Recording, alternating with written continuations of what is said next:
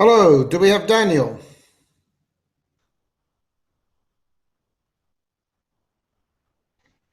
Hi, Daniel. Can you load up your microphone?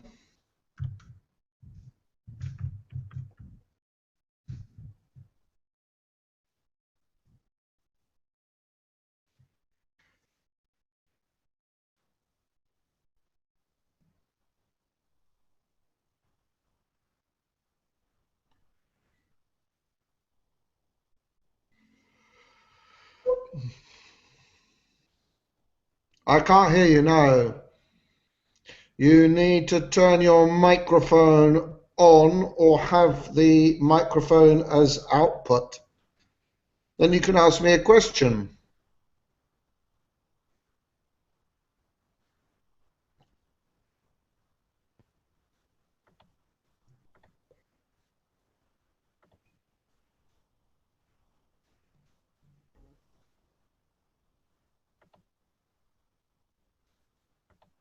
Can you hear me now?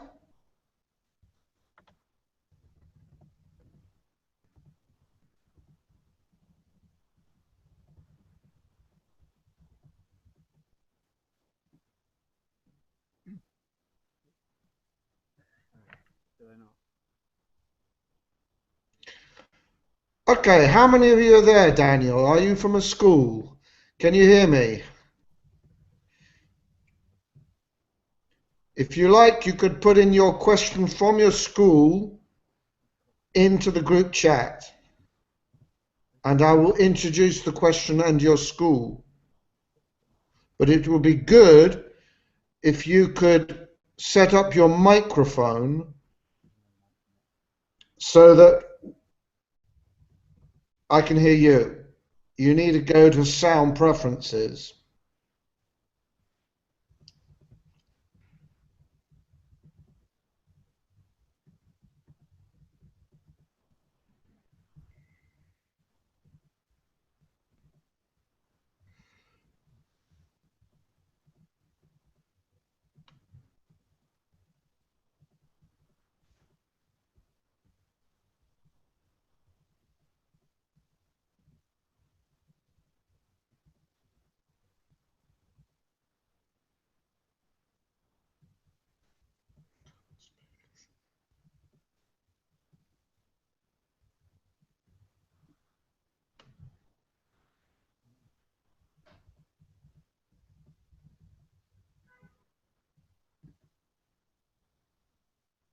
At the moment, you're the only group. Yeah, I think some other schools are having technical problems.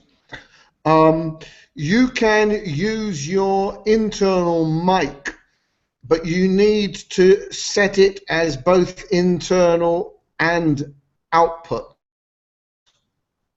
Then it comes in and goes out through the internal mic. And that, if you're a Mac user, you can do by going to sound preferences on the preference menu. Alternatively, what you could do, Daniel, is type in your question and I will broadcast it and we can get a seminar started. I know we have two or three other schools who are scheduled to join us, including one, I think, having technical difficulties from Warsaw.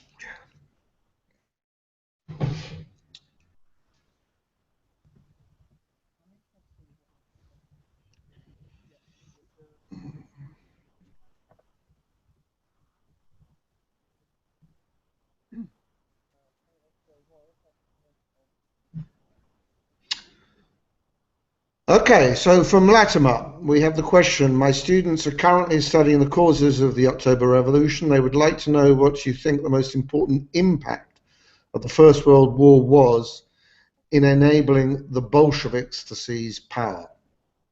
Well, that's a crucial question. And I think the key to it is what at the time was described as trench Bolshevism. In other words, not necessarily soldiers who had joined the Bolshevik Party.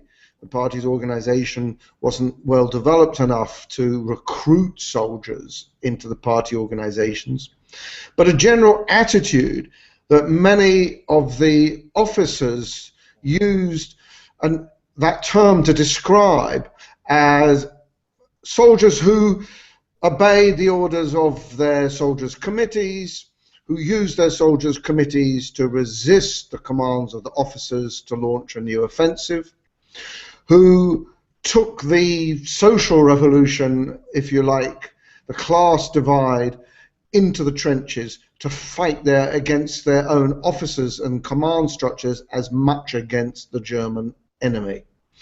And that trench Bolshevism, by the summer of 1917, was thought by most of the senior officers, at least, to be so widespread that it was impossible to launch an offensive. But the decision of Kerensky, who by that time, as you know, was Minister of War, to launch an offensive, was a crucial turning point in enabling the Bolsheviks to seize power. As you know, Kerensky's idea was that if the Russians could strengthen their position on the front, they would have a better bargaining position at the international peace talks if these were to take place.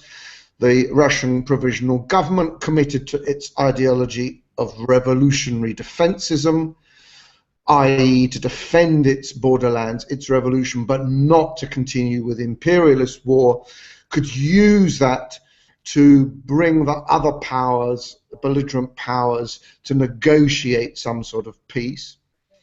And so Kerensky thought that launching a new offensive might strengthen the provisional government in terms of its foreign policy. I think he also thought, like many in the provisional government, that given the problems at home, the growing tide of revolutionary sentiment in the big capital cities, the problem of the Petrograd garrison, the general drift away from military authority towards the authority of the soldiers' committees and this spirit of trench Bolshevism, a new offensive could be launched to sort of galvanize popular support behind the provisional government. So Kerensky makes his tour of the front, sees all sorts of elected soldiers, commissars and committees who, of course, express, as they would to the Prime Minister's military envoy, willingness to fight, and the offensive is launched. But it doesn't last more than a day or two before the soldiers behind those front assault divisions begin to give up hope and retreat. Military authority collapses, and then immediately calls are made to bring up more soldiers from the rear, from the Petrograd garrison in front, from the Petrograd garrison itself and its most Bolshevized troops, the 1st Machine Gun Regiment. And that fear of being sent to the front was to be the immediate catalyst to the July uprising. Well, you probably know the consequences of that. The Kornilov movement to try to install a military dictatorship, to reassert the authority of military command after the failure of the July uprising, which was only to accelerate this drift of trench Bolshevism by undermining the power of those officers who went along with the Kornilov initiative, and to hand more to those soldiers' committees, those unnamed and still unknown, really, soldiers who represented this spirit of trench Bolshevism and would pass mandates in September, early October for the Second Congress of Soviets, calling for a new revolution, for a Soviet government, and above all, the highest expression of those Soviet hopes, an end to the war itself. So, if you like, against the background of trench Bolshevism, this desire to use revolution to bring war to an end, it was the decision of the provisional government to launch a new offensive in the spring and summer of 1917 that would accelerate the collapse of military and political authority, creating that vacuum in which the Bolsheviks were able to seize power in October. Well, I hope that answers your question or gives you some new leads to work on, Latimer School. And if you can't get your microphone working, perhaps you could tap into the group chat your response to that and any further questions you have. I see now we've been joined by Guildford. Can you hear me, Guildford? If not, can you, or at least Guildford, could you tap something into the group chat? I will tap something there myself.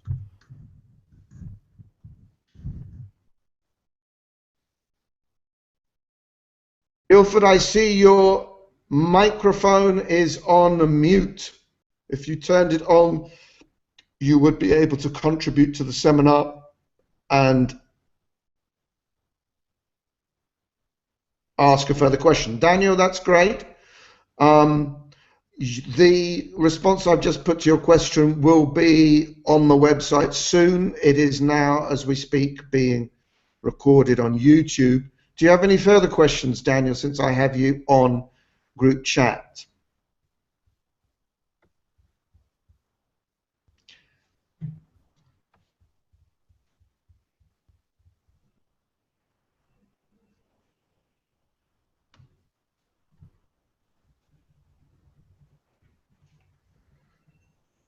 Guildford?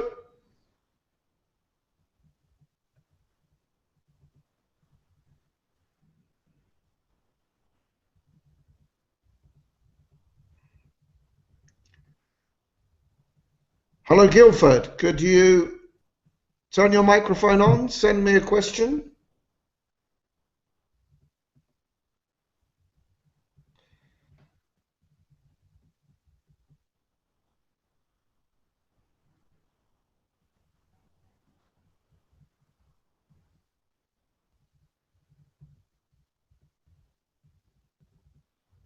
There seems to be a problem with Google Hangout today. I've just seen that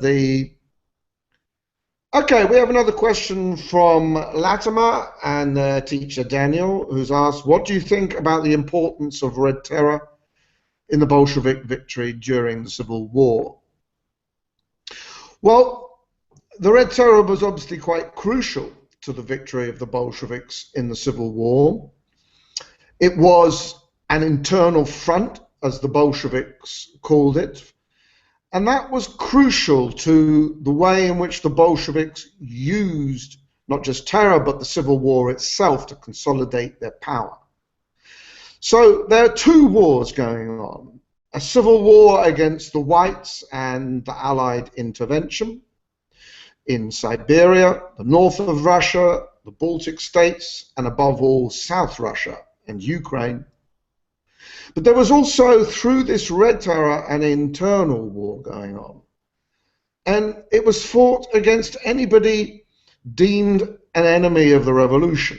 So we have, perhaps for the first time in Soviet history, this really crucial connection between internal and external enemies, which is to become the hallmark of Bolshevik thinking and political practice, not just in the Civil War, but in the Stalin period, and to a certain extent through the Cold War period itself. And this linkage begins with the October Revolution itself, with the idea that October would inevitably be resisted not just by the capitalist powers, using proxies within Russia, using allies within Russia, such as the Cossack forces that organized themselves in the days immediately after the October seizure of power, but would be supported internally by those class elements that were by nature bourgeois or inclined politically to support capitalist powers. So as soon as peasants began to resist the violent requisitioning brigades of the Bolsheviks, so they became stereotyped, if you like, typecast, scapegoated by the Bolsheviks as not just kulaks, capitalist peasants in other words, but as petty bourgeois allies of the capitalist powers, undermining the revolution from within in a way that would enable the external threat to gain victory over the Bolsheviks. And that linkage then carries through into all sorts of other spheres of the Red Terror against so-called bourgeois elements who were arrested en masse in the period after October, taken hostage in many provincial towns in order to collect taxes, in other words, extort from their families payments to keep the fledgling Soviet power going before those hostages would be released. Or we see the Mensheviks, the cadets, both accused of being effectively proxies or social groups within Russia, actually helping the external enemies of the October Revolution. And cadets and Mensheviks were both arrested. Workers who went on strike, as they did en masse in the spring of 1918, against militarization of the factories, against the excessive use of force for factory discipline, against the inflation that made their living conditions very difficult indeed. But once they went on strike, that was deemed political. So they weren't just workers on strike, they were actually proxies or allies of the whites and their foreign allies. So that then becomes the pretext on which Red Terror spreads, not just to be, as it was at the beginning, a war of retribution against those who organized against the Soviet Revolution, against those who joined in terrorist strikes against Soviet power, against those deemed to be allies of Fanny Kaplan, who carried out an assassination attempt on Lenin in August 1918, which is, if you like, the moment at which Red Terror as such is declared. But it was used, this war of terror, against any group deemed to be an obstacle to the revolution in its desperate struggle to mobilize the resources of the country through requisitioning, through the planned economy, through forced conscription, to fight the civil war. So, in other words, what I'm suggesting, Latimer, is that the Red Terror and the Civil War were absolutely the same thing. They were two fronts of a war being fought against foreign and internal enemies of the Bolsheviks to consolidate their power. And that established a very powerful legacy in the Bolshevik way of thinking, that internal and external enemies were one and the same thing.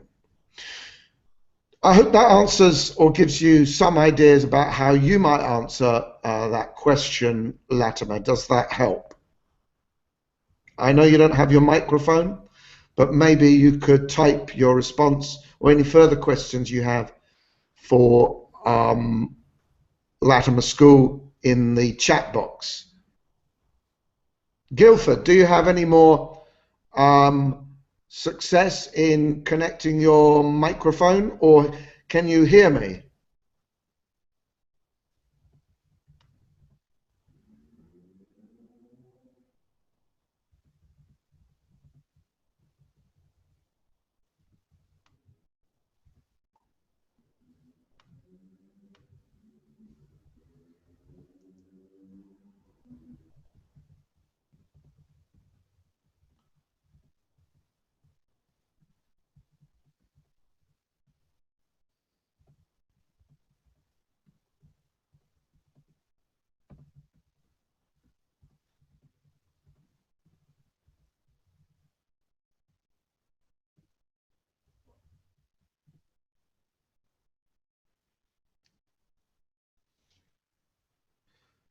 Okay, another question from Latimer. We have also been wrestling with how this sits with the White Terror, and also Pipes is pointing out of objective factors as crucial to success. Do you have any thoughts on these two questions? Well, let's take firstly the question of White Terror. I take it, Latimer, that you're thinking here in terms of what is the equivalence between White Terror against the Bolsheviks and Red Terror against the Whites. And it's certainly the case that there was a great deal of terror on both sides. The Cossacks retreating through the Kuban in 1918, finding themselves surrounded by hostile Russian peasant but also Cossack populations, resorted to terror, resorted to summary executions, and that was something that brought about Red Terror and counter-terror from the population itself. And so terror breeds terror. That is part of a civil war and always will be in any civil war situation, where the civilian population is not neutral, can't be neutral, will never be allowed to be neutral by armies, very fragile, very frightened, very porous, constantly losing soldiers through desertion, and always dependent upon methods of terror and requisitioning and violence to extract the resources it needs from that civilian population, who in fighting back will then become enemies. And so there is a vicious circle in these situations of civil war, of terror and counter-terror. But I would make a distinction between the White Terror and the Red Terror in this sense. And I would also make another point following on. I would say that the Red Terror was a very calculated and deliberate war fought by the Bolsheviks for revolutionary purposes. When the Bolsheviks came to power, Lenin announced and encouraged a campaign of mass terror in order to exterminate the enemies of the revolution, for sure. Enemies he referred to as vermin and lice, but also to feed the revolution upon this wave of hatred and violence, of revenge and retribution, which Bolshevik rhetoric had been inciting throughout 1917, and which some quite sympathetic Bolshevik observers, like the Marxist Maxim Gorky, described as, the most fundamental aspect of the Bolshevik movement itself, that it was prepared to use that sort of plebeian mass violence, that desire to see the old privileged elites and ruling classes spoilt, brought down. That desire for revenge was a sort of revolutionary energy that Lenin consciously played on. So it's a sort of mass war within the Civil War, which is, I think, on a much bigger scale and different in character to the White Terror, which, is undoubtedly a factor mobilizing people against the Whites wherever the White Army resorts to such methods, but which is of a different scale and nature. But the other thing I would say about White Terror, Latimer, is that you often see in the literature that Red Terror, that the extreme measures taken by the Bolsheviks in the Civil War, the summary executions, the mass arrests, the requisitionings, these were all forced upon the Bolsheviks by the White Terror, by the Allied intervention, by the Civil War itself. And I think we should decouple that. We should disengage that causal link because, as I just said, actually the Red Terror, the mass terror encouraged by the Bolsheviks, fought by the Bolsheviks in the Civil War, was a conscious policy. It was part of the revolution. Trotsky himself said, in response to those critics in the SR party who objected to requisitioning of grain in the spring of 1918, he said, when they accused him of inciting civil war, he said, yes, long live civil war. Long live civil war in the name of social justice, in the name of ridding the country of all the parasites, all the exploiters who have oppressed the masses. And that's very much how the Bolsheviks saw the revolution. They saw civil war, Red Terror, as necessary, as an integral part of the revolution. So we must understand that, I think, and therefore decouple the idea that terror was just something forced upon the Bolsheviks that they didn't actually want but couldn't have avoided. Your other point about objective factors and the Civil War, absolutely. I think if you think about it, the odds were always really stacked against the whites. They didn't have any clear ideology. They were a motley group of political forces varying from monarchists and one might even say sort of extreme nationalists on one side to socialists on the other.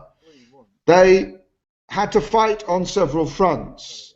They could never really command unity among their national forces, because even the Cossacks, the beginnings of the white movement, you know, many Cossacks wanted to fight only for Cossack autonomy, not for a great Russia reunited in the way that many of the white leaders wanted. So ideologically, politically, they were a very divided group. And although they had the advantage of military support from the Allies, and although that support was much more significant than the whites always maintained, because after all, the whites like to blame their failure on the fact that the Allies never really sent them enough military hardware. Nonetheless, it's true that they had significant disadvantages in terms of the objective factors. They didn't have control of the central web of railways, and at the center of that web of railways was Moscow. So the Bolsheviks could use the railways to relocate forces from one front to another, to send out reinforcements, as they did, they used the railways for political agitation, to send Trotsky to the Eastern Front, for example, in the really, really difficult days of the spring of 1918, to call on deserters to return. They could send out newspapers and agitation and propaganda, which they were masters of, to the fronts through the railways. So that was crucial. The Bolsheviks also had the advantage of, I suppose, you know, the factories, the fuel supplies of Central Russia. They were severely depleted by the Civil War. Central Russia was largely dependent on peat for its fuel supplies. And of course it had a lot of timber. So it was a very primitive economy, but they had what remained of the industrial economy, which they could use for the basis of their planned economy in the Civil War. And above all, what the Bolsheviks had as an objective factor behind them was they had the bulk of the population, of the peasant population, whose land gains in the revolution of 1917 to 18 were concentrated in the area controlled by the Bolsheviks. And that was a really decisive factor, because if the peasants feared one thing, it was that the whites would come back to power and take away the land that the peasants had gained in their own revolution. Not the Bolshevik Revolution, not even the Soviet Revolution, but in the peasant revolution of 1917 to 18. Where they had gained most land in those years was in the central agricultural region dominated by the Bolsheviks. And so by controlling that area, by claiming they stood for the revolution, by using all the emblems and symbols of the revolution, the red flag, by depicting the whites as enemies of the revolution, the Bolsheviks could count on that one really crucial objective factor, that at the end of the day, the peasants, much as they feared and to some extent hated the Bolsheviks, would rally to their cause at the point at which the whites threatened to break through. And that's exactly what they did during the Denikin March on Moscow in the summer and autumn of 1919. Just as the whites were threatening to break through to Moscow, about 250,000 peasants rallied to the Red Army at the crucial moment, and that was what enabled the Red Army to push the whites back south and win the Civil War. Does that help, Daniel?